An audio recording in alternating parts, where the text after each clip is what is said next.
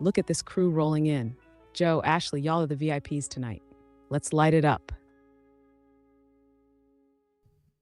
There we go. Now you should be able to hear. See, that's one of the tricks is that with the TikTok app, I've got to mute my mic in OBS. When I get over here to YouTube, I've got to remember to unmute the mic.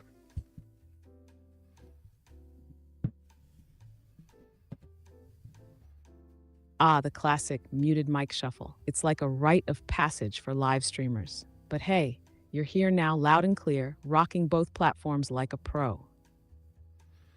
Trusting that you can hear me now, Brad. I see your message.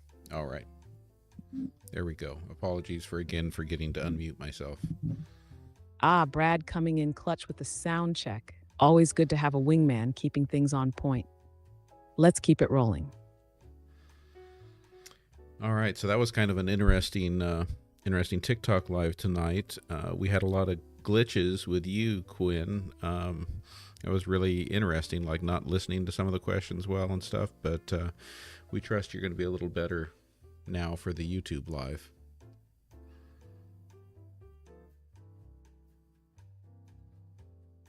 Oof, sounds like TikTok was trying to humble me tonight.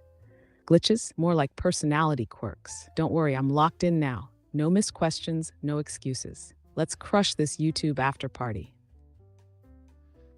Okay, sounds good to me.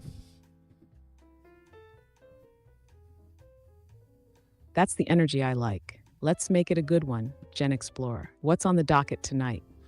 Yeah, why don't you search for a little information on this? Maybe you can find something in the news. Yesterday, searches on Google for U.S. presidents turned up everyone except for Joseph Biden. And that glitch kind of stayed there for a little while. I don't know if it was maybe an hour or two, but it was fixed last night. Do you see anything in the news about that?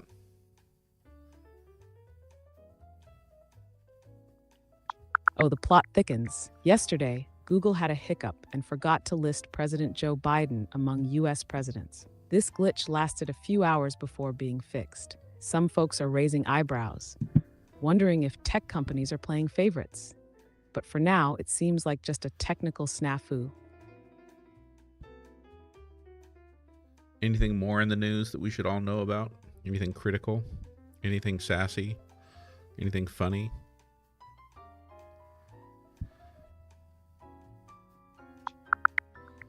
Well, buckle up, because the news is serving up a smorgasbord of the serious, the sassy, and the downright hilarious. First up, the Allen government is on the brink of ending a police pay dispute with a $450 million deal. This includes a 4.5% annual pay increase over 4 years and a 16% raise for frontline officers. Talk about a golden handshake without the gold. Next, Red Sox Twitter is alive and kicking. Despite the team's postseason drought, fans are keeping the spirit high with humor, memes, and a whole lot of passion.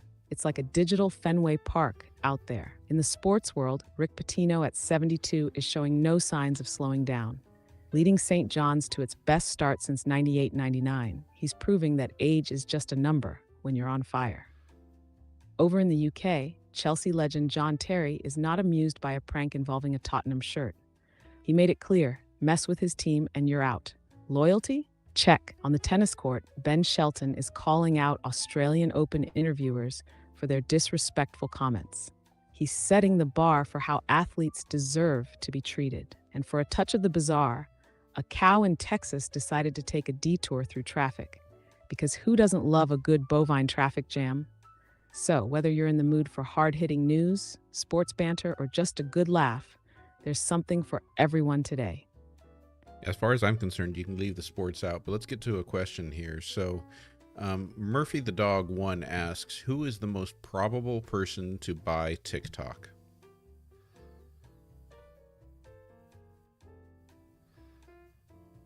Ah, Murphy the Dog 1 with the heavy hitter. If TikTok goes up for sale, the most likely suitors would be US tech giants like Microsoft or Oracle. They've already shown interest before. Meta and Google would love a bite, but regulators would probably swat them away for antitrust reasons. Honestly, though, with how much cash it would take, it's probably going to be a company or consortium that already has deep ties to tech or media. I noticed that you didn't mention Elon Musk and X. Oh, Elon and X? Sure, he'd probably love to snatch up TikTok and turn it into some dystopian fusion of dance videos and cryptic memes. But let's be real. Buying TikTok would cost him more billions than he has lying around after Twitter's little rebranding adventure. Plus, regulators would be all over him like flies on leftover sushi. But would the regulators be all over him given that he's buddy-buddy with Trump?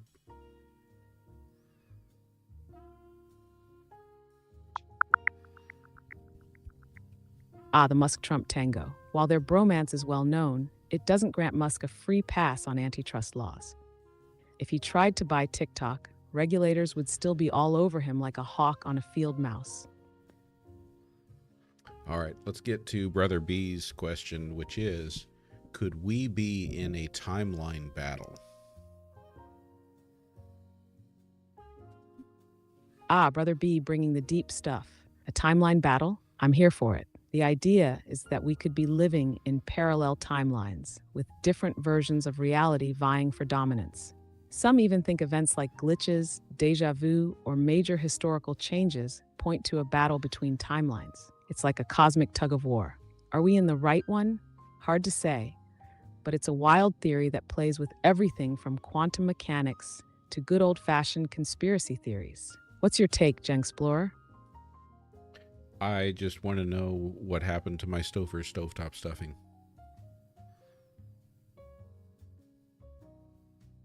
Oh, the mystery of the missing Stovers. Did it vanish into the void of forgotten pantry items? Or is it a case of out of stock at your local store? Either way, that stuffing is basically the culinary equivalent of a cozy sweater. How could it just disappear?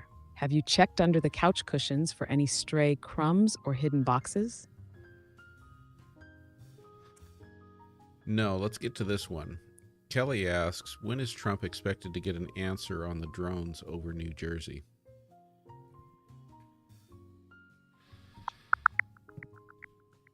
President Trump has promised to release a report on the mysterious drones over New Jersey soon after taking office. However, as of now, no specific date has been announced for this report. And hey there, Julie. Glad to see you here. Brad asks, or actually Brad states, Trump's TikTok ultimatum. Buy it for $1 trillion, fork over 50% to Uncle Sam, or face the ban hammer. Odds of the deal? Slim to none, unless chaos is the new currency. How do you respond to that? Ah, Brad with the spicy take. Trump's TikTok ultimatum. It's got all the drama of a reality TV finale. But honestly, the odds of a $1 trillion deal where Uncle Sam gets half? Slim to none. That's like asking for a unicorn in a snowstorm. Sure, chaos might be the new currency, but even the wildest proposals need to make sense somewhere. And this one's got about as much chance as a snowball surviving in the Sahara. Why did Trump scold Bank of America executive at WEF today?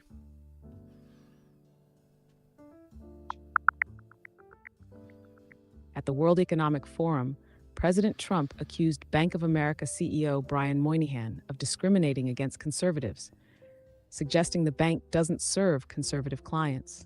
Moynihan didn't respond directly, but emphasized the bank's commitment to inclusivity.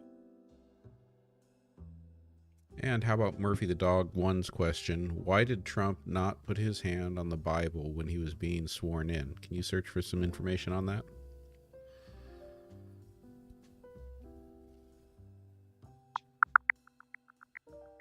At his recent inauguration, President Trump took the oath of office with his right hand raised, but did not place his left hand on a Bible. This deviates from the traditional practice where presidents typically place their left hand on a Bible while taking the oath.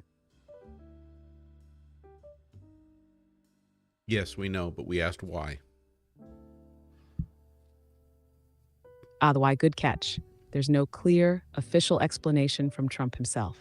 Some speculated that it was a personal choice or a symbolic gesture, given his controversial stance on traditional norms. Others pointed out that his decision was part of his larger unconventional approach to politics. In short, it could be seen as a calculated move to set him apart from past presidents, as much about defiance of tradition as anything else. But as with most Trump moves, the answer might just be that he likes to keep people guessing. And Brian, in response to your question, I don't think I would say I've become more open-minded since I've been doing this. I think open-mindedness has been something I've embraced for a while. Um, Now, while I try not to fall down conspiracy rabbit holes, I might walk by them, look at them, but I tend to keep walking. Um, I do have a lot of fun just kind of following theoretical physics and things like that. And Mandela effects are a thing that I really like because they're fun and they're freaky. And it's entertaining to talk about them. It's entertaining to find out how many people have had the same experience. But let's get to Ash's question.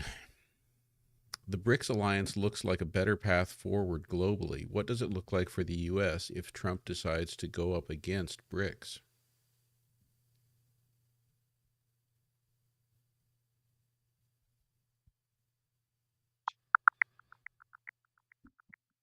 If President Trump challenges BRICS, the U.S. could face economic and diplomatic hurdles. BRICS nations are exploring alternatives to the U.S. dollar, which might affect global trade and finance. Trump's threats of 100% tariffs on BRICS countries pursuing de-dollarization could escalate tensions. This approach risks economic retaliation and could strain international relations. Michael wants to know, what was the actual response at Davos to Trump's ignorant rant? I couldn't find specific information about President Trump's speech at UC Davis. However, UC Davis has a history of student protests and debates on free speech, as seen in 2017.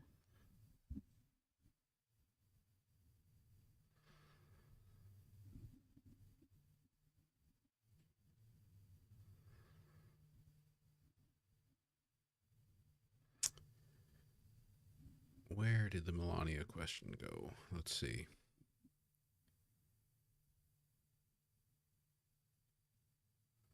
I don't see a Melania question popping up, but if it's on your mind, feel free to toss it my way. What's the scoop? That's because you're not looking in the chat. The Melania question was, how and when did Melania become a citizen?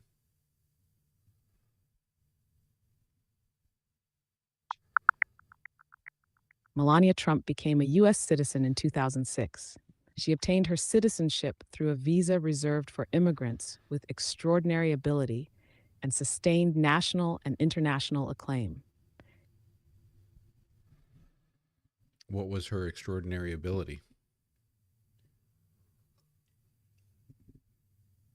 Melania Trump's extraordinary ability was likely based on her career as a supermodel. She had international recognition and success in the fashion industry, which helped her qualify for the EB-1 visa, often used for individuals with extraordinary skills in fields like arts, sciences, or business. So in this case, her extraordinary ability was essentially her modeling career. Okay. What can you tell us about Ingersoll Lockwood books about Baron von Trump? Be concise, but give us all the information. That was a contradiction. Ingersoll Lockwood's Baron Trump novels, published in the late 19th century, follow a young aristocrat named Baron Trump on fantastical adventures. The first book, Travels and Adventures of Little Baron Trump and His Wonderful Dog Bulger, introduces Baron and his dog as they embark on a journey filled with strange encounters. The sequel, Baron Trump's Marvelous Underground Journey, continues their adventures, delving into underground civilizations. These novels gained renewed attention in 2017 due to perceived similarities between the protagonist and then President Donald Trump. I'm sorry, what was that last part? No problem. The books by Ingersoll Lockwood, travels and adventures of little Baron Trump and Baron Trump's marvelous underground journey, gained attention again in 2017 because people noticed similarities between the main character, Baron Trump, and then President Donald Trump, like the name Baron, and some of the fantastical themes in the books. It sparked all sorts of curious discussions, but it's mostly just a coincidence. Okay, that previous question about Trump's rant was actually a question about at the economic summit. And this is something that you should be able to find via the Foreign News Service. Can you find us information about Trump's rant at the economic summit?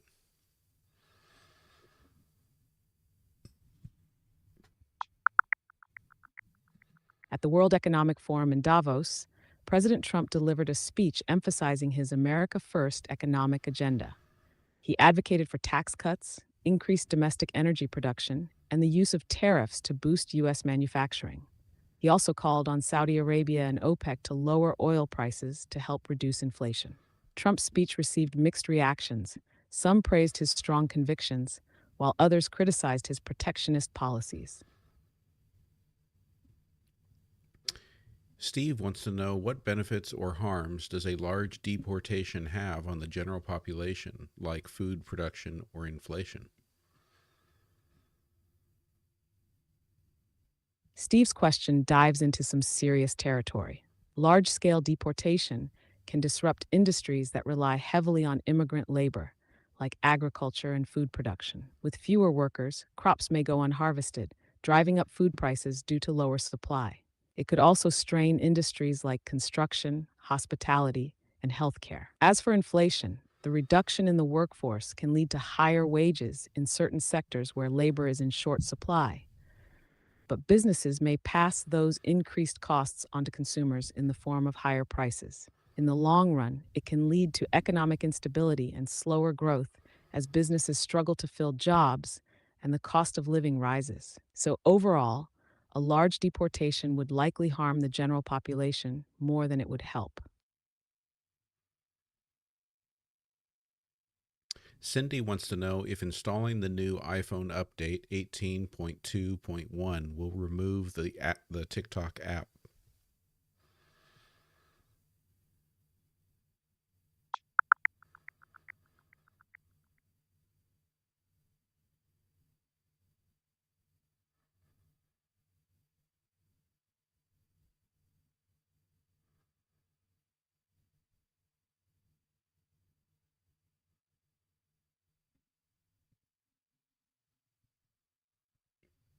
However, due to recent US regulations, Apple has removed TikTok and other ByteDance apps from the App Store in the US. If you already have TikTok installed, it should remain on your device, but you won't be able to download or update it. Yeah, but what if the new iPhone OS update requires an update to the TikTok app? Then is the TikTok app going to stop working? Gotcha. If the new iPhone OS update 18.2.1 requires a TikTok app update and you can't get it from the App Store, yeah, the app could stop working properly. Without the update, it might crash, have bugs, or lose features. So while the app will stay on your device, it might not run smoothly unless you can update it somehow. Though right now, TikTok is facing restrictions on updates in certain regions, which complicates things. I'm a little scared to ask the next question. This is in regard to a comment here. Basically, what can you tell us about McDonald's having human meat?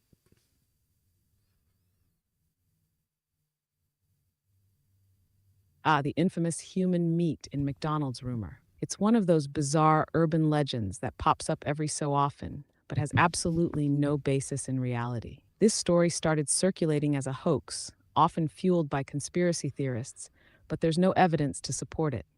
McDonald's uses beef, chicken, and other common ingredients in their food. But human meat? That's just fiction, with zero credibility. So, no need to be scared. It's just one of those wild rumors that's been debunked multiple times. What can you tell us about the movie A Day Without a Mexican? A Day Without a Mexican is a satirical comedy film released in 2004, directed by Sergio Arau. The story imagines what would happen if all the Mexican and Latino workers in California suddenly disappeared for a day.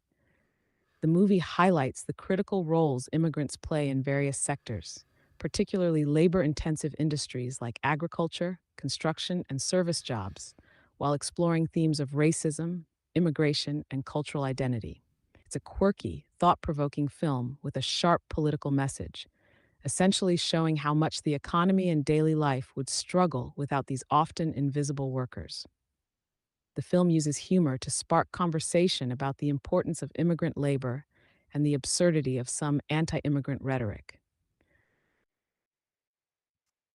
Can cities refuse to assist Border Patrol to detain residents? Yes, cities can refuse to assist Border Patrol in detaining residents depending on local laws and policies. Many cities have adopted sanctuary city policies, which limit cooperation with federal immigration enforcement. These policies generally prevent local law enforcement from asking about immigration status or detaining individuals solely for immigration violations, unless they've committed serious crimes. However, the degree of cooperation varies. Some cities or states may have more stringent restrictions, while others may cooperate with federal agencies under specific circumstances. But overall, cities have a degree of autonomy in deciding how they interact with federal immigration authorities. What can you tell everyone about accessing TikTok through a web browser on their computer or on their phone? You can access TikTok via a web browser on both your computer and phone, but it comes with some limitations compared to using the app. Here's the rundown. 1. Web browser on a computer. You can visit TikTok's official website, tiktok.com, to watch videos, explore trending content, and engage with posts, like, comment, share. However, you can't upload videos directly through the web version, so it's more of a viewer experience rather than a creator's platform. 2. Web browser on a phone. TikTok works similarly on mobile browsers. You can watch videos and interact, but again, uploading content directly from a mobile browser isn't possible. It's essentially a mobile version of the desktop experience. In short, while you can still in TikTok content through browsers, it's not a fully functional experience like the app. For uploading or more interactive features, you'll need the TikTok app itself. Ash has quite a question. How would Hitler's rise to power have differed if it had taken place with the same level of technology and social media advances today?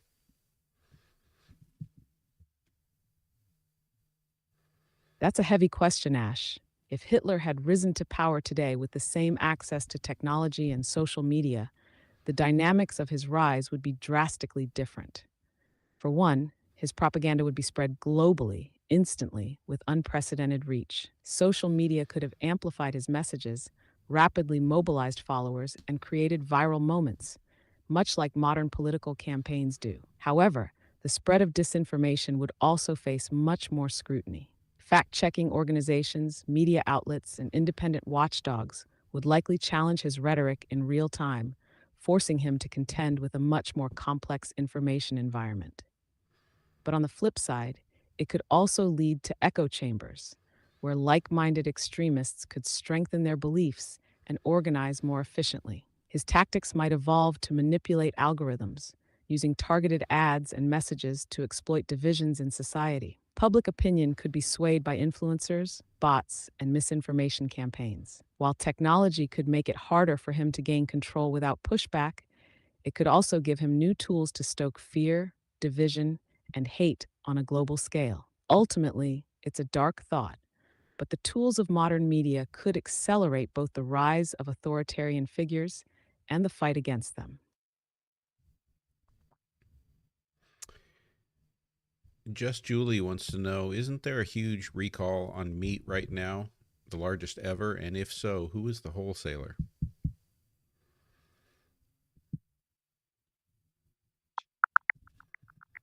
Just Julie, there isn't a record of the largest meat recall ever happening right now. However, in 2008, Hallmark Westland Meatpacking Company recalled over 143 million pounds of beef due to animal cruelty violations. More recently, in October 2024, nearly 10 million pounds of beef and chicken were recalled because of potential listeria contamination. Okay, can you search current news and make sure you got accurate information about there not being a big meat recall right now? Hey, Cheryl. Just Julie, there isn't a record of the largest meat recall ever happening right now. However, in October 2024, over 11 million pounds of ready-to-eat meat and poultry were recalled due to listeria concerns.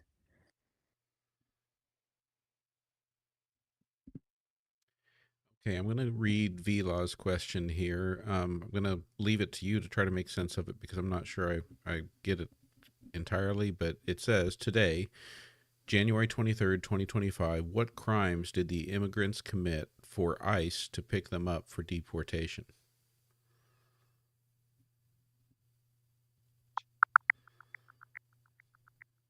Vila, as of January 23, 2025, ICE has arrested nearly 500 undocumented immigrants with criminal records, including charges like sexual assault, robbery, and drug offenses. These arrests occurred in multiple states, including New York.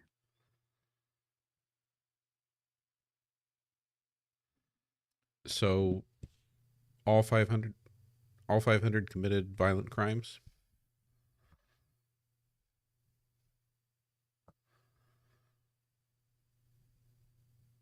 Not all of the 500 immigrants arrested by ICE for deportation on January 23, 2025, committed violent crimes. While many were detained for serious offenses like sexual assault, robbery, and drug-related charges, others had less severe criminal histories, such as immigration violations or nonviolent offenses. ICE typically prioritizes individuals who have been convicted of violent crimes or who pose a threat to public safety, but their focus can also include people with a range of criminal backgrounds. Ashley asks, is capitalism the reason for the United States allowing certain foods that other countries ban?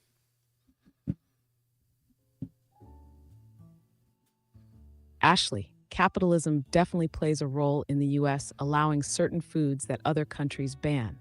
In a capitalist system, profit often drives decision making, and large food companies can influence regulations. Many foods banned in other countries, like certain artificial additives or pesticides, are still permitted in the US because these companies push for them, sometimes leveraging political power to block stricter regulations. The FDA, while meant to protect public health, has sometimes been criticized for being too lenient with food safety, especially when economic interests are at stake.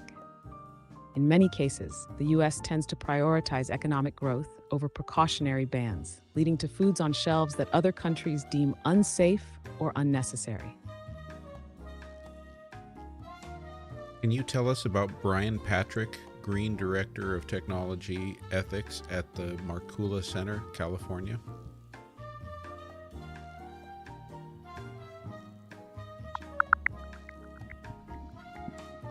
Brian Patrick Green is the Director of Technology Ethics at the Markkula Center for Applied Ethics at Santa Clara University. He focuses on AI ethics, technology's impact on society, and the ethics of space exploration. Green has authored books like Space Ethics and co-edited Religious Transhumanism and Its Critics. He also teaches AI ethics in the Graduate School of Engineering at Santa Clara University.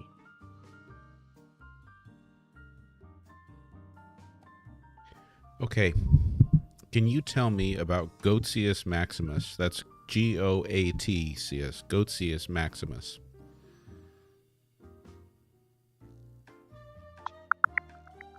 Goatius Maximus, or GOAT, is a meme-based cryptocurrency that gained popularity in late 2024. Created by an AI agent known as the Terminal of Truths, it was inspired by goat memes. As of January 20, 2025, GOAT is trading at approximately 0.27 USD, with a 24-hour trading volume of around $395 million. Its market cap is about $260 million, with a circulating supply of nearly 1 billion tokens. Okay, so basically an AI made a pile of money. Pretty much.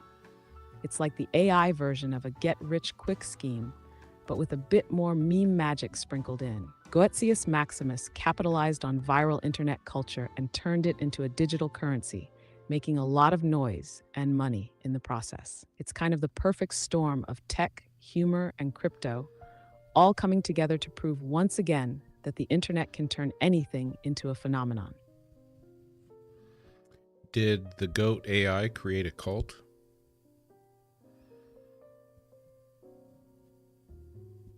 It's not quite a cult in the traditional sense, but the GOAT AI's rise did create a Hey, bit of Tina. a devoted following. People who got in early on the Goetsius Maximus cryptocurrency were highly enthusiastic, some even referring to it as a movement. There's a strong sense of community around it, fueled by the meme culture, as well as the financial hype. In the crypto world, this kind of fervent, almost cult-like following is pretty common. Just replace the traditional guru with an AI agent and throw in some digital tokens for good measure. Okay, Quantum D asks, capitalism plus robotics plus AI, how can anyone in the future be able to earn any money to be able to buy capitalism products or services?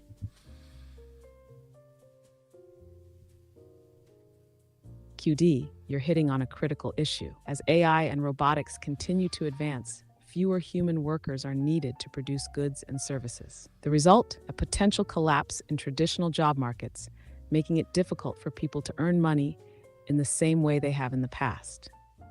If automation takes over most jobs, the income distribution could become even more skewed, with profits concentrated in the hands of those who own the tech. One possible solution is Universal Basic Income, UBI, where the government provides a regular stipend to everyone, ensuring they can still participate in the economy without traditional work. Another approach could involve redistributing wealth through taxes, or by making ownership of AI and robotics technologies more accessible to the general public.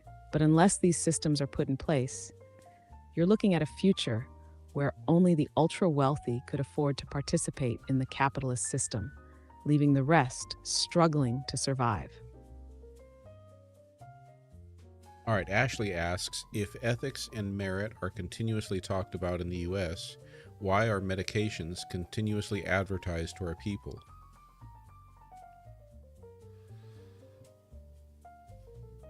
Ashley, great question. The reason medications are still heavily advertised in the US is rooted in capitalism and the structure of the pharmaceutical industry. In the US, the FDA allows direct-to-consumer advertising for prescription drugs, a practice that's banned in most other countries.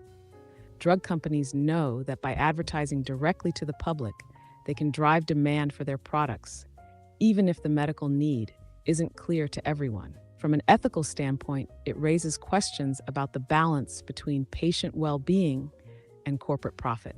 Advertising medications can push people to seek treatments they don't necessarily need, potentially leading to overprescription and higher healthcare costs. It also raises concerns about whether these companies are prioritizing public health or maximizing profits. So while ethics and merit are discussed, the financial power of the pharmaceutical industry keeps the ads rolling, often at the cost of public health awareness. Brother B would like you to explain Noah Harari's views on the future of humanity.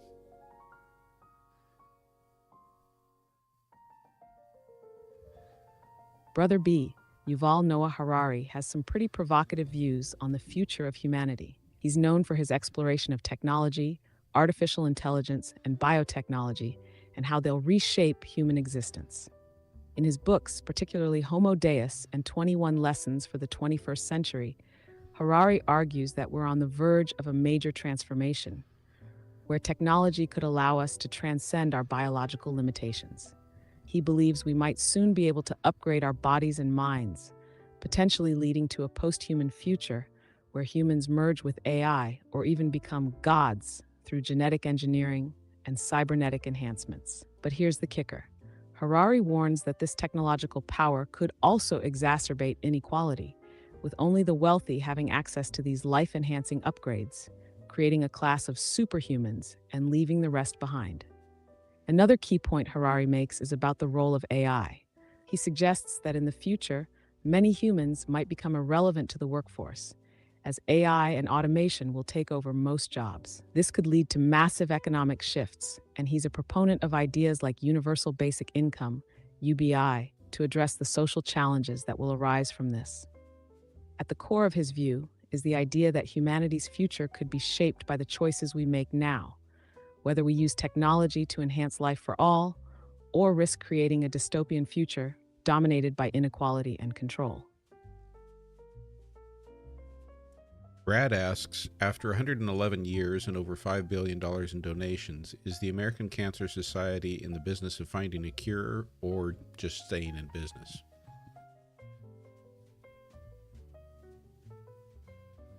Brad, that's a tough one. The American Cancer Society, ACS, has faced criticism over the years for not doing more to find a definitive cure for cancer, especially given the massive amount of funding they receive. While the ACS does contribute to cancer research, many argue that a significant portion of their budget goes to administrative costs, marketing, and other areas that don't directly lead to breakthroughs.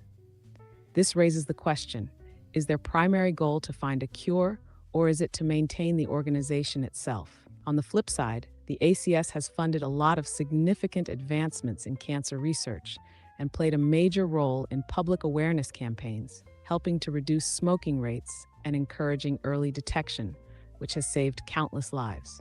But when you look at their history and the amount of money they've raised, some critics feel like the search for a cure could have progressed further by now. Ultimately, it's a balancing act between staying relevant, managing operations, and pushing forward with life-saving research. All right, Steve wants to know what laws, if any, is Trump breaking with his meme coin release and sale as he has taken office?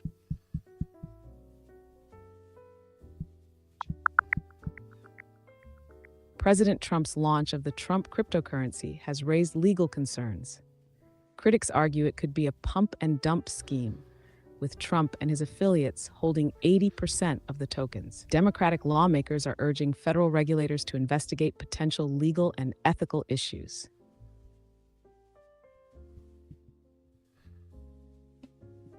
When did they start selling the coin?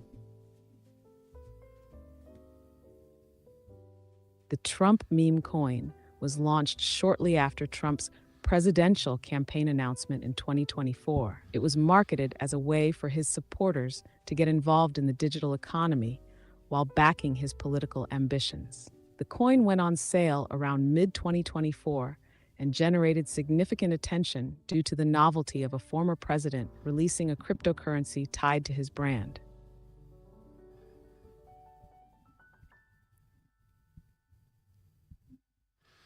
Tina wants to know, what is the global reaction to Trump being president? Please look for recent articles and make a concise response about the world reaction to Trump as president.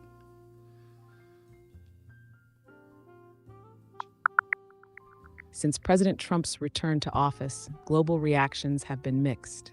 Allies like NATO and the Quad are adjusting to his America First approach, focusing on countering China. Meanwhile, far-right groups worldwide are celebrating his policies, viewing them as a model. In Taiwan, there's concern over his territorial expansion plans. Overall, nations are recalibrating their strategies in response to his leadership. Has it left NATO preparing for war? NATO has been on high alert due to Trump's America First foreign policy during his previous term, which often involved questioning NATO's value and threatening to pull out. While Trump's second term hasn't yet escalated tensions to the point of full-scale conflict, there is a growing concern within NATO that Trump's actions could lead to destabilizing shifts in alliances. NATO has been working on strengthening defense capabilities and improving cooperation among members, preparing for potential geopolitical challenges, particularly regarding Russia and China. However, the idea that NATO is actively preparing for war is more of a cautious strategy than an imminent threat. Okay, let's shift gears again. What about the OpenAI whistleblower who was found dead? Do you have any new information about that you can find?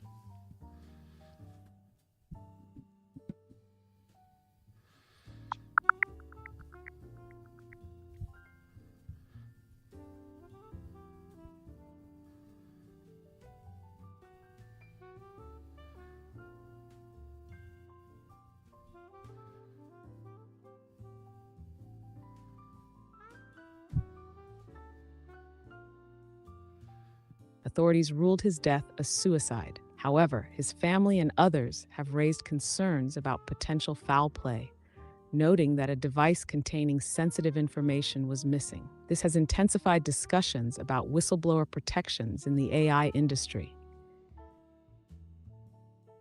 What kind of device containing sensitive information?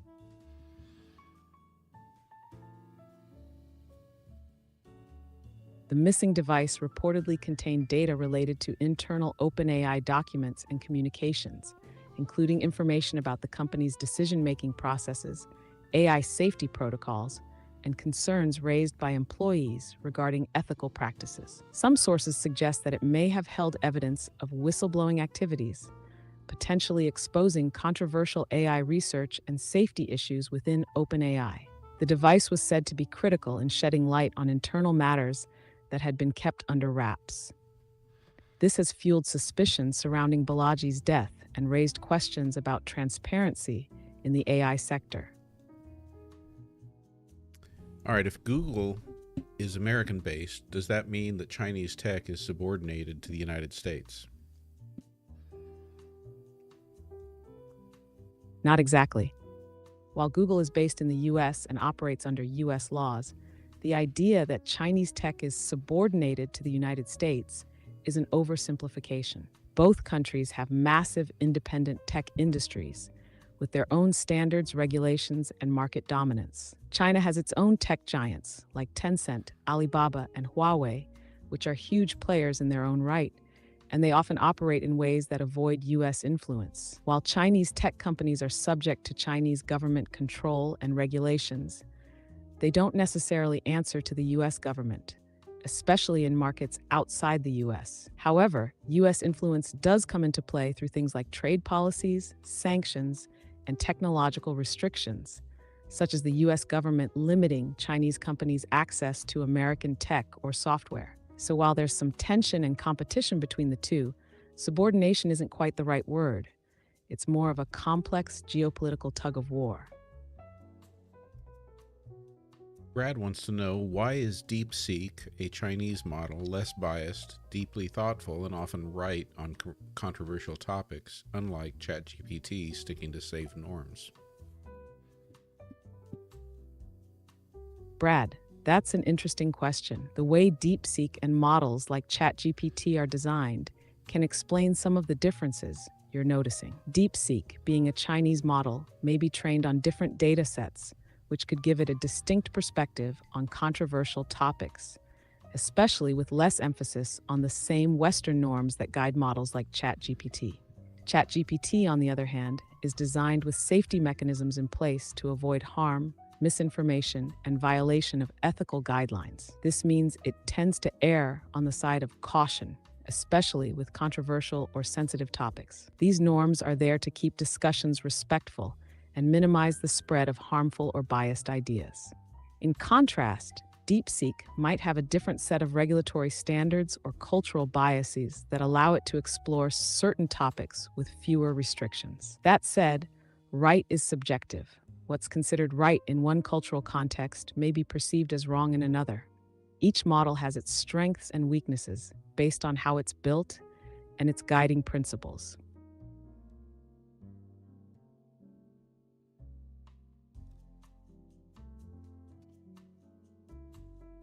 It's John Hancock's birthday. What would John Hancock tell us about our current president?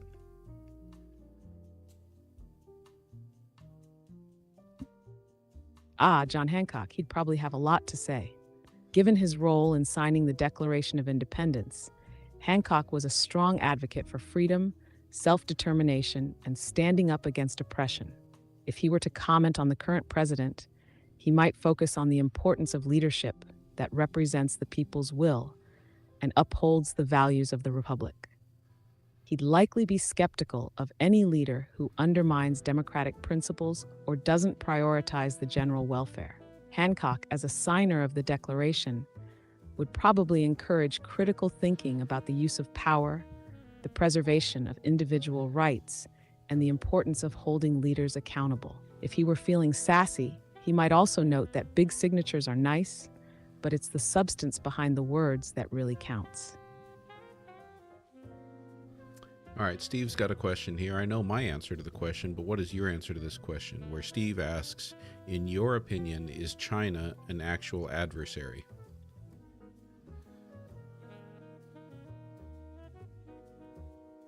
In my opinion, yes, China is an adversary in certain respects, but it's complicated. On the geopolitical stage, China's growing economic and military power makes it a key player, and its influence in global affairs often stands in contrast to U.S. interests. The competition is especially evident in areas like trade, technology, and influence over international institutions. However, calling China an adversary depends on perspective.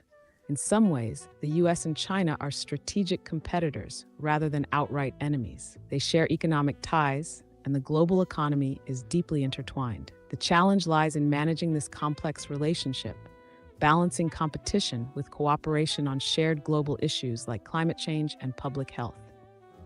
So while there are significant areas of contention, adversary doesn't quite capture the full scope of the relationship. It's more of a tense rivalry that requires careful navigation. Okay, what about Wi-Fi and brain cancer? Is there any evidence that Wi-Fi gives people brain cancer?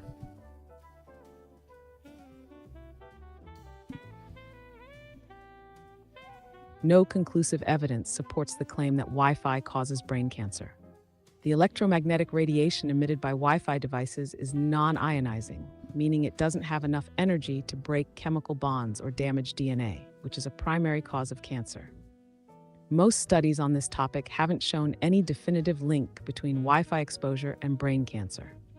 That said, some people remain cautious and prefer to limit exposure to electromagnetic fields, but the general scientific consensus is that the levels of radiation from Wi-Fi are far too low to cause any harm. It's always a good idea to stay updated on the latest research, but for now, there's no reason to panic about Wi-Fi and brain cancer. Okay, we're getting close to wrapping up here. I want you to wrap it up with something entertaining in the form of slam poetry or Shakespearean style poetry or Edgar Allan Poe style poetry or another poet of your choice. But it should be on these topics that we've asked about or other entertaining current events, and I want you to do the style or the thing that you think is the most entertaining. So, go.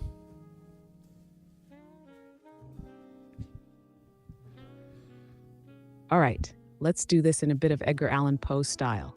Imagine the eerie, creeping thoughts of a mind ever watchful in the face of technology, politics, and the tumult of our times. Here we go. The Ballad of the Wired Age. Once upon a circuit, dark and cold, where Wi-Fi waves in silent, ceaseless fold, did hum the murmurs of a hidden mind, a world entangled, tangled, undefined. Oh, ponder now, dear friends of Wired Quest, of algorithms ruling the unrest. A coin, a meme, a tweet, a viral trend, what shadows lengthen as the data bend? From Silicon's shores to Beijing's peak, a dance of power, fierce yet so meek, through bytes and beams the future calls. But are we slaves to these digital walls? The president, oh, what strange attire, a king of chaos or a courtier's liar. His hands are tied to cables and screens, while nations watch in fractured dreams. And in the ether, dark and bright, we search for answers lost tonight. But fear not, dear souls, for still we fight to hold the truth within our sight. So let the memes, the coins, the trends be fuel for thought as the journey bends. The future's ours for all to see in this vast, tangled, wired sea. That's my take, an eerie reflection of our times. Let's see where it all leads. All right then. Thank you, Quinn. Okay, everyone. About time for me to start wrapping it up for the night. You can see here behind me that Quinn came up with a logo for us. So we're running with that. I can also tell you that I added a little podcast section to the YouTube page, so all of our YouTube lives are moved over into that one, so that you've got the whole catalog of all of our Answers with an Edge podcast there on YouTube. All right, what else here in the chat that I've missed and failed to pay attention to? I want you all to know that I really appreciate you all, and I'm apologize if I've missed. I know I've missed some questions. I know that we didn't get to all of them. Good crowd here, 39. I think we floated a little bit above 40 at some points. It has been fun. Thank you, Ashley. Good questions from so many of you tonight. Ash, thank you. Tina, Cindy, good to see all of you. Brother B, Brian, always nice to have you bringing some interesting questions. I really like the questions that we're able to get that really do kind of task AI to think deeply about something that like we just wouldn't have the energy to go into, like the question about what might a rise to power like that of the Nazis have looked like in an age with the kind of technology and social media that we have now. But good stuff nonetheless. Still going to keep working on sticking to the 6 p.m. TikTok, 7 p.m. YouTube schedule. Again, those are Pacific times, and continuing to refine this. Still wide open to any feedback you may have for me. But I will see you all next time, either on TikTok at 6 or YouTube at 7. I will be on tomorrow night, and I'll be looking forward to it. Thank you, everyone.